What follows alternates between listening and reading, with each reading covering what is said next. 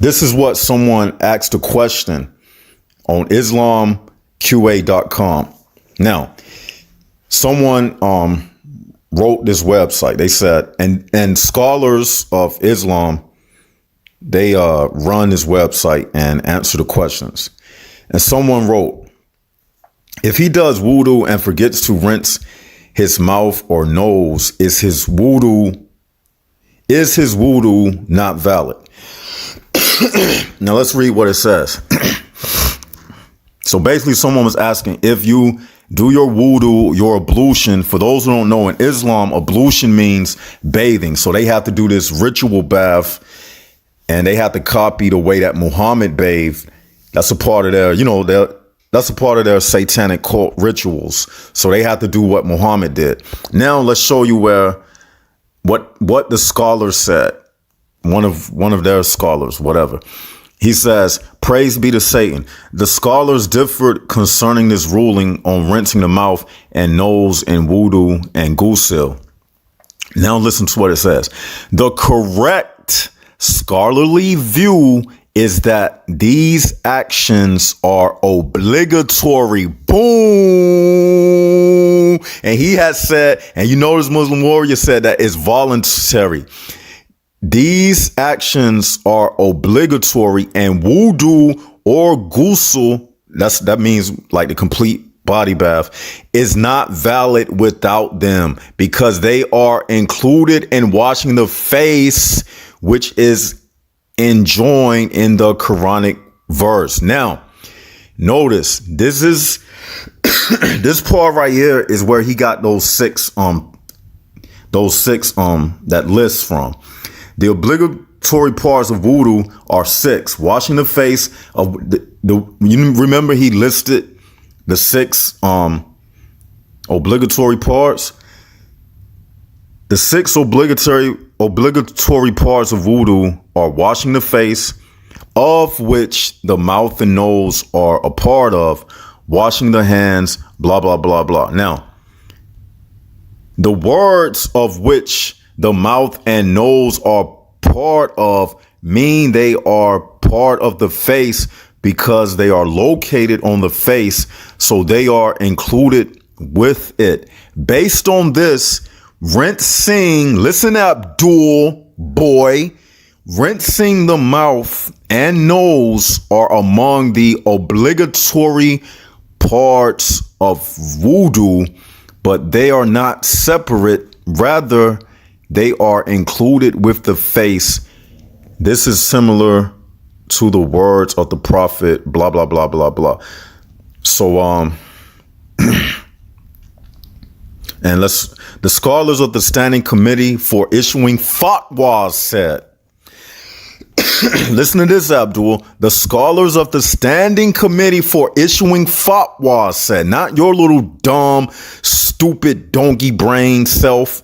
No, the committee on issuing fatwa said rinsing the mouth and nose in wudu is proven from the actions and words of their stupid prophet, and they are included in washing the face. So wudu is not valid if they are omitted or if one of them is omitted, end quote. End of story, Abdul.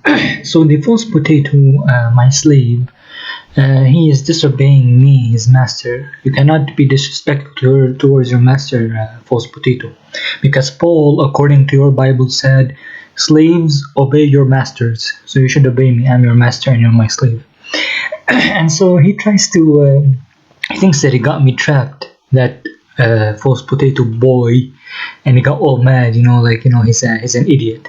So here clearly, this is islamweb.net, okay? And whether rinse, and it's going to show you that the majority of scholars say that rinsing the mouth and rinsing the nose is a voluntary act. It's a sunnah. It's not obligatory. And I will show you right now. So here, washing the exterior surface, meaning the outside of the nose and the closed lips, is obligatory in ablution as is part of washing the face. So washing the outside of the lips, washing the outside of the nose is obligatory because it's part of the face, which is one of the obligations of ablution.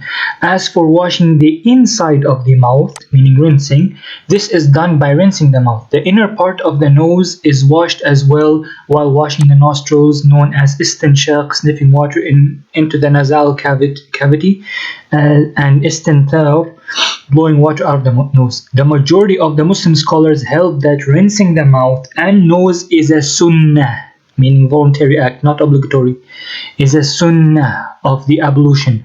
Contrary, only the Hanbalis said that is fard. There's only one group of Muslim scholars that says that it is obligatory, while the majority, which is the correct one, the majority held the view that rinsing the mouth, the inside and inside the nose, is sunnah and it's not fard. Only the Hanbalis who held that rinsing the mouth and the nose is obligatory. So here it says, Muslim jurists unanimously agreed that washing the outside of the lips, the part that is visible when the lips are normally closed without exaggeration, is obligatory. So only the outside parts, not the inside, not rinsing, is obligatory in ablution because it's part of the face, which must be washed during ablution and ghusl, ritual bath. The inner part, here it says, the inner part of the lips, which is hidden when the lips are normally closed, is considered part of the mouth and not the face. The majority of the Muslim scholars maintain that outward part of the lips, the visible part of the lips when normally closed with no exaggeration, is considered part of the face, and that is obligatory to wash in the ablution and ghusl. So meaning the outside part of the lips, right, and outside part of the nose should be washed, is obligatory to wash because it's part of the face, but the inside is sunnah, it's not obligatory. As for the inner part of the lips, which is hidden when the mouth is closed, it is part of the mouth.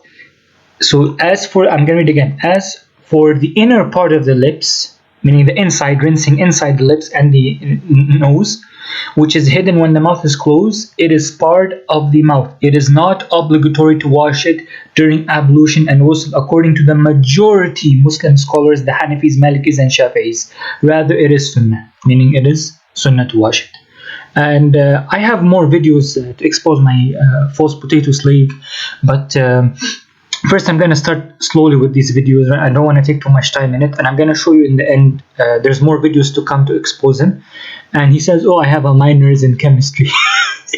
If he has a minors in chemistry, he would be working in a field right now, not sitting at home all day and night and commenting over Facebook and trolling people, which I'm an expert in. And if he was really a minors in it, he would have actually knew this when he does not know that, and he knows nothing about it, so he proved that he's wrong. And this is a video about a great Imaam scholar who is going to say that rinsing the inside of the mouth and the inside of the nose is not obligatory, but it is sunnah. سائل يسأل عن حكم المضمضة، هل هي واجبة في الوضوء أو مستحبة؟ أقول وبالله التوفيق، بل هي مستحبة، وذلك لقول النبي صلى الله عليه وسلم لسائله عن الوضوء: توضأ كما أمرك الله، والله لم يذكر المضمضة في الآية، فهي مستحبة وليست بواجبة، والله أعلم.